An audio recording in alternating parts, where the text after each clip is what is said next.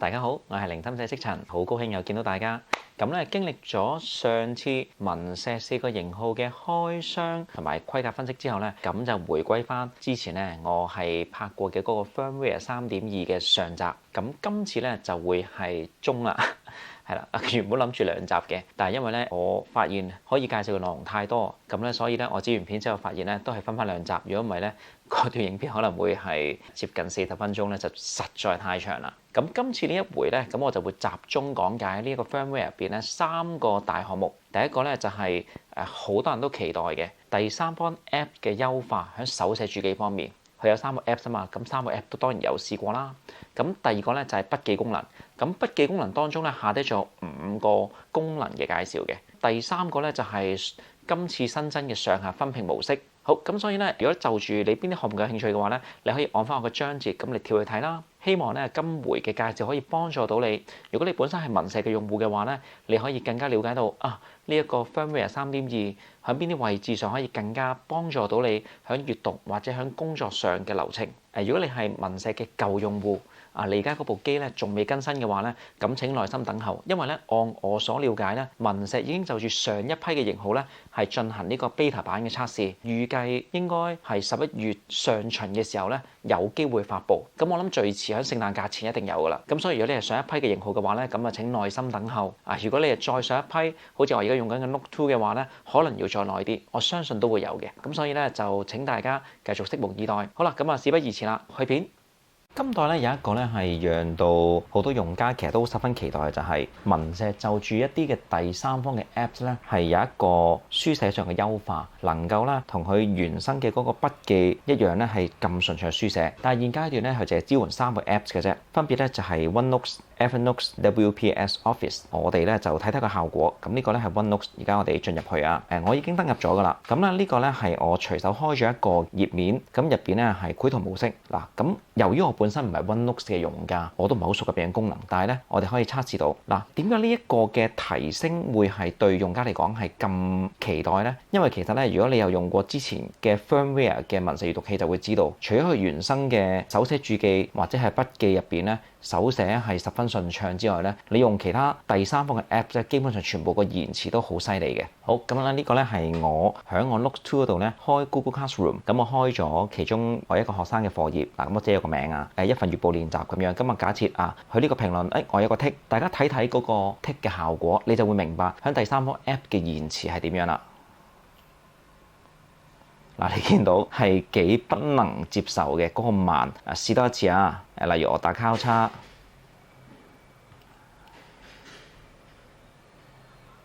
你就會明白，基本上你用所有任何第三方嘅 App 咧，手寫注記嗰個效果響上一個 firmware 大約都係咁樣，所以咧你就會明白點解今次呢一個優化咧會係讓到啲用家有一個期待感。當然啦，現階段只係支援3個 App 咋，咁對比一下，睇下喺 OneNote 嗰度嘅效果係點咯喎。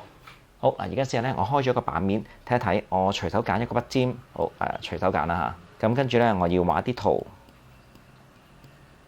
嗱，你見到咧嗰個基本上咧接近係冇延遲嘅。咁我一路畫落去咧係好順暢嘅。咁咧不過佢有個特性就係咧，嗱，你見到我畫咗之後咧，一開始顯示咧係實線嘅。咁跟住咧，其實第一陣佢會 refresh 嘅時候咧，佢會先至顯示翻你揀咗嗰個筆尖跟住真實呈現嘅嗰個效果。舉個例子，例如我而家揀熒光筆，我隨手揀啦。其實我都唔係好清楚咩色嘅，係啦，你見到。再有一個 refresh 嘅時候咧，呈現嗰個先係真實喺 OneNote 入邊呈現嘅嗰個線條嗰個出嚟嘅效果。所以咧，一開始呈現嘅呢一下咧，唔係真實嘅嗰個效果嚟嘅。跟住 refresh 嗰下咧，呈現嘅呢一個先至係真實嘅效果。但係咧，我會見到真係同佢喺原生嘅 Neo Reader 或者筆記當中咧嗰個書寫係冇分別。配合咧今代 Note Air 2嗰個原廠提高書寫效果嘅嗰個膜咧，書寫感係十分好嘅。咁所以呢一度咧 OneNote 嗰度真係可以繪圖，可以書寫，可以同原生嘅 App 一樣咧，咁用都冇問題，個效果係理想嘅。咁喺度都俾大家了解一下嗰個狀況，係相當驚喜嘅。而呢個 App 咧喺外國用家當中咧就比較多人用啦，喺文石海外嘅群組當中咧都好多人會關注呢一點。咁我諗呢個咧都可以算係咧針對海外用家嘅一個提升。好，跟住係 Evernote，我係用國際版嘅。文石嘅介紹係呢一個第三方嘅優化咧，除咗係國際版之外，國內嘅印象筆記啊都支援嘅。咁而家咧我就已經登入咗 Evernote， 我平時都有用開嘅儲存一啲嘅文件。咁而家咧我嘗試新建一個塗鴉檔案。好嗱，試下喺呢個塗鴉筆記書寫畫翻一樣嘅圖表啊，我隨手畫嘅啫。基本上真係冇延遲，同喺原生筆記嗰度書寫一樣嗱。不過咧，你會見到咧，佢嗰個處理同 OneNote 係一樣嘅。你畫嘅時候咧，呢一個嘅線條咧，喺更新之後先至會係其實真實喺 Evernote 呢度呈現嘅。我諗呢個同佢處理呢個第三方 Apps 嘅書寫優化有關，係先喺表面咧可能係文石自己嘅嗰個線條嘅圖層，跟住咧更新過後先至係真正咧係 Evernote 所顯現嘅。就套用翻佢原本嘅 App 嘅所設計嘅筆尖或者筆頭，所以你見到我一開始所畫嘅線條同佢跟住 refresh 更新之後咧所出現嘅線條咧係唔同嘅。好，例如我揀咗比較粗嘅線條嗱，我而家書寫咧個線條咧一樣係同樣嘅粗幼嘅，但係更新過後咧真正顯現呢一個粗嘅線條咧，先至係喺 Evernote 入邊所顯現嘅。而我用而家咧 Jumbo 呢一支嗰個擦膠頭咧，佢同樣係支援嘅，係啦。不過你記住咧，佢更新過後嗰個效果先至係真實喺 Evernote 呈現嘅嗰個效果。但係起碼喺嗰個書寫嘅嗰個延遲度方面咧，係有一個極大嘅提升。你已經可以正常喺度書寫畫公仔都可以。但係當然啦，每一下更新先至呈現真實嘅效果，咁樣閃發同埋你去咁樣估算真實嘅效果，方唔方便到你或者你接唔接受到咧，又另一個情況啦。但係起碼書寫嘅嗰個延遲方面咧，確實如文石所講係有一個好大嘅提升，都喺度咧俾你了解。呢個係 Evernote 嘅嗰個情況。好，跟住係呢個 WPS Office。好，試下開一份簡報。喺簡報入邊咧，佢有呢個畫筆功能，你可以入邊咧係有手寫。試一試咯。嗱，你見到比起頭先嗰兩個 App 咧，佢嗰個即時嘅顯示咧，延遲度會略重啲，但係算係可以接受，同埋都叫做寫到字、畫到簡單嘅公仔圖案。另外咧，佢呈現嘅同我書寫嘅嗰個效果呢度咧係基本上一致嘅，但係都會有嗰個閃下嘅效果。試下熒光筆啊，係啦。咁呢個係喺簡報當中咧手寫注記嗰個情況，延遲度略多少少，但係都處於可接受嘅狀況。好嗱，咁跟住我開咗一個文件，即係一個 Word 檔，咁佢入邊咧有一個咧手寫注記嘅效果嘅，可以喺上面寫字。有驚喜喎！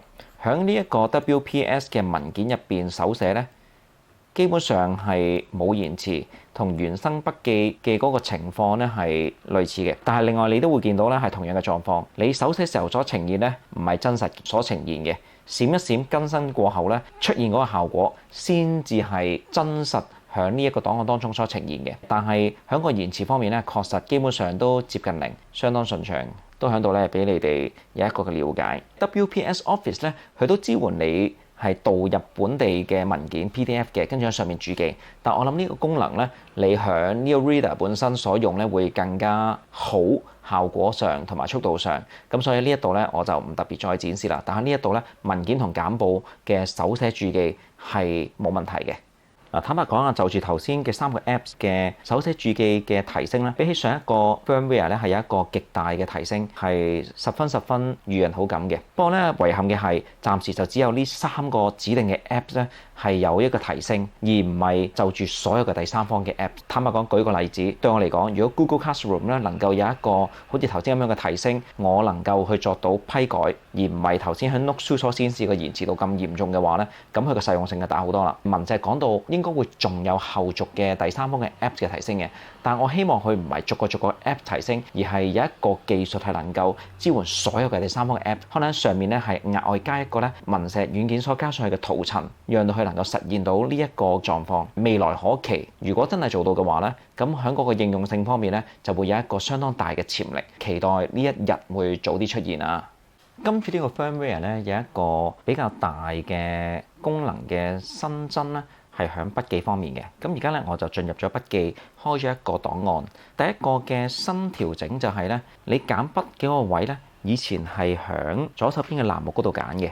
就係嗱，你喺呢個 Look Through 見到嗱，喺呢度揀筆嘅，每次就只能夠揀一個嘅筆刷啦，去揀粗幼大細咁樣。咁今代咧就係有一個新增新咧，就係佢將揀筆嘅功能放咗喺上面呢一度，最多可以咧 default 設定5種你用開嘅嗰個筆頭加粗幼細節調整好之後咧，儲存喺呢一度，有一個快速嘅切換。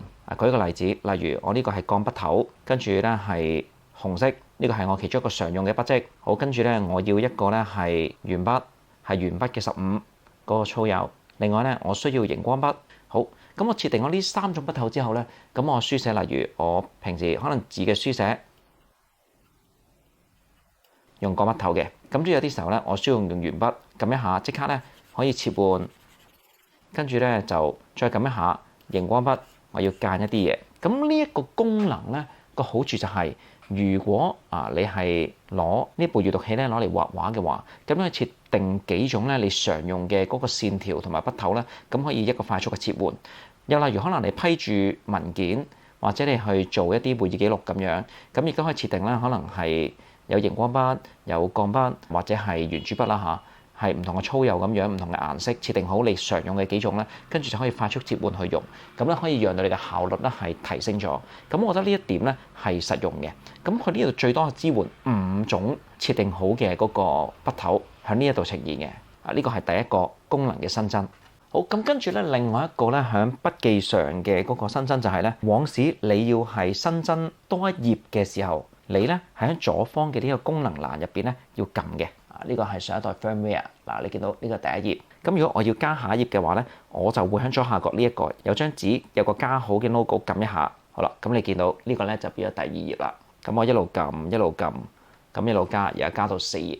咁我就需要咧係咁樣去處理嘅。咁如果咧我冇將新增下一頁嘅呢個 icon 放入去左方嘅功能欄，我有其他更加實用嘅套用咗落去嘅話咧，咁我就要撳呢個3點，再喺呢度咧撳多一下咧係新增1頁，咁就比較慢。今代咧就去將新增下一頁嘅功能咧，嗱當然同樣可以用翻嗰個 logo， 但係咧今次直接喺右上角顯示頁數呢一度有箭嘴左同右。咁咧撳右咧，佢即刻加頁；撳右即刻加頁，咁樣去更加直觀，同埋咧係更加具效率。呢個係筆記方面第2個功能嘅新增。好，另外咧，今次喺筆記當中咧，佢係強化咗嗰個並筆記嘅嗰個功能。即係例如而家我有一堆筆記喺度，咁有啲可能係我喺唔同日子去記低嘅。咁跟住咧就會，但內容上可能係同一個類別，我想將佢組合成一個檔案。喺上一個 firmware 咧係唔得嘅，咁今次咧就方便咗好多啦。我可以揀選，可能係幾項筆記，咁跟住咧左手邊呢一度咧就會多咗個合併功能，係啦，跟住佢就會同你講，你揀咗3個筆記喎，有10頁，會按住順序咧去合併嘅，係咪確定？好，咁確定嘅話咧，佢就會 jam 咗一個咧合併筆記出嚟，咁就將咧頭先我嗰3個檔案合埋有10頁嘅筆記咧，生成咗一個新嘅筆記出嚟啦。都係我之前咧喺度做測試嘅時候嘅筆記嚟嘅，其實見到咁啊合併咗出嚟，咁所以呢一個咧係方便嘅，咁特別咧係方便你去整合筆記嘅時候，咁就好實用。另外就係你揀選咗多於一個嘅筆記檔，咁跟住咧你去撳導出，今次就會多咗有一個功能嘅新增，就係可以有呢個合併 PDF。嗱，你可以咧將3個檔案，睇我揀3個筆記啦，可以分別成為3個單獨嘅 PDF，冇問題。亦都可以選擇咧係合併成為一個 PDF 檔。頭先嗰個係合併成為翻筆記檔，亦都可以咧係合併成為 PDF 檔。好，咁咧導出成功啦，咁生成咗一個 PDF 檔，可以跳轉過去，咁我開啟睇睇咯喎。咁佢就會用咧係 Neo Reader 咧係去做開啟嘅。咁我頭先揀選嘅3個檔案咧，咁計埋就有7頁。咁你見到係啦，咁變成 PDF 檔咧，咁就可以你就再喺度做手寫註記，咁就冇問題嘅。另外咧就到埋今次筆記嘅最後一個更新，就係佢標榜咧你導出咗 PDF 檔之後咧，佢係用咗一個叫做 vector-based 嘅 PDF 嘅。咁其實我都唔係好了解係咩嚟，咁我特登都上網查一查，原來就係咧叫做一個向量圖檔。咁呢個向量圖檔有啲咩特色咧？就係佢入邊嘅所有嘅線條、所有嘅筆跡咧，全部都係會已經固定咗，所以咧哪怕你任意調整大細都好咧，都會係能夠保持到嗰個線條嘅清晰度同埋銳利度。所以哪怕你放到極大極小都好咧，佢都依然咧係能夠忠實呈現嘅。咁咧而家我啱啱用呢個 Reader 開啟咗頭先合拼嘅嗰個 PDF 檔啊嘛，咁我試下用縮放功能睇一睇放到最大嘅時候，佢啲線條係咪能夠依然保持到順滑呢？好嗱，你見到啊，咁文石嘅呢個 Reader 咧最高係支援32倍嘅縮放嘅，而家放到32倍啦。嗱，你見到個線條咧都係冇狗牙邊嘅，都係依然咧係線條好鋒利。咁呢個咧就係所謂嘅vector-based 嘅 PDF 啦，亦都係今代咧喺筆記當中咧佢所標榜嘅。所以你見到嗱，放到32倍都冇問題。咁所以咧，如果呢一個 PDF 檔你係喺你嘅 notebook 嗰度睇嘅話咧，咁你放到幾大都好，都一樣係能夠忠實呈現嗰個線條同埋你本身所寫嘅內容嘅。咁呢個係今代嘅特色，可能對某啲人嚟講係需要啦。因為咧，我上網查資料嘅時候咧，就發現原來要製成呢個vector-based 嘅 PDF 咧，都唔係想像咁簡單嘅。或者你再用啲嘅程式咧係做轉換，咁所以咧而家咧佢導出嘅筆記全部 PDF 咧都係呢一個 vector-based 嘅 PDF 咧，可能對某一啲有特定呢一個需要嘅人嚟講係會實用嘅。咁都響度咧俾大家有個了解。好，今代咧仲有一個新功能咧，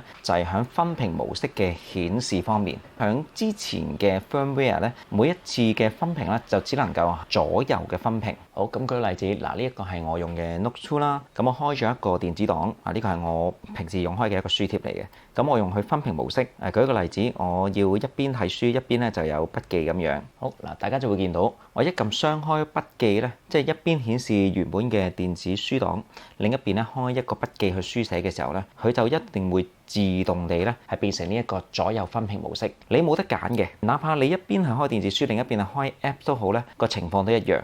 好，但係今代咧就添加咗咧，除咗係左右分屏之外咧，你仲可以係上下分屏嘅，可以咧按翻用家嘅需要去處理。佢喺介紹嘅時候特別講到，可能係睇緊一啲橫向嘅電子檔嘅時候，咁上下分屏咧可能會實用啲，啱你用啲嘅。好啦，咁我就將我之前讀 master 嘅時候咧一啲嘅論文作為一個展示俾大家睇睇啊。好啦，咁呢個係隨機選咗嘅其中一篇論文啦嚇，關於古代戰爭嘅。咁咧我就撳雙開。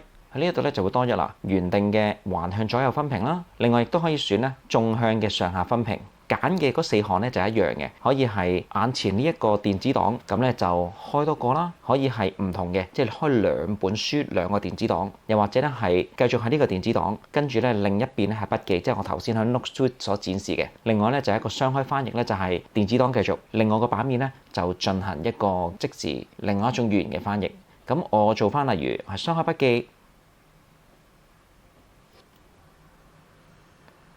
好，咁樣就唔掂當啦，睇唔到㗎。咁可以將佢咧就切換，咁就變咗你見到上面顯示文字，下低咧就可以咧做筆記嘅書寫。咁我可以一路繼續睇，咁上面繼續睇，咁啊繼續可以註記呢一度咁樣展示，係啦。咁跟住下低咧可以咧係有筆記嘅處理，咁啊變咗咧可能對某啲用家嚟講，可以就住翻你嗰個文檔嘅嗰個狀況去決定究竟係左右定係上下。咁呢一個咧係一個 user friendly，真係從用家嘅角度咧係去新添嘅功能，我覺得係一件值得一讚嘅事嚟嘅。好，咁喺度補充多少少啦。咁你話喂，呢部10.3寸你分咗上下屏，咁上面顯示頭先咧係撐開個頁面，咁一頁分成3下，要撳3下先跳一頁唔方便喎。咁其實文石本身對 PDF 嘅嗰個支援咧係好齊嘅。喺瀏覽呢個項目入邊咧係有個論文模式，其實你可以自己再重排嘅，可以將佢分成4格。你話唔啱用喎呢個分法。咁其實呢度咧可以再分嘅，例如變成列數，將一版分成上下2個版面設定，留幾多百，呢啲全部你可以安排。咁假設我將每一頁就淨係分成上同下2個部分，方便翻而家上下分屏嘅狀態嘅話，好，我撳確定。咁你見到咁而家咧每一頁咧我就撳2下就跳到一頁啦。咁喺嗰個閱讀上咧都會順暢好多，每2下咧就跳一頁。頭先佢一開始咧係自動將嗰個頁面撐到最闊嘅時候咧，就一版要撳3下咧就好唔方便。咁所以咧可以按翻你嗰份論文究竟佢係點樣嘅排版咧，係去處理嘅呢一個嘅模式。因為咧其實咧唔同嘅論文或者電子檔啦嚇，唔一定係論文嘅。咁其實個排版模式係唔同嘅。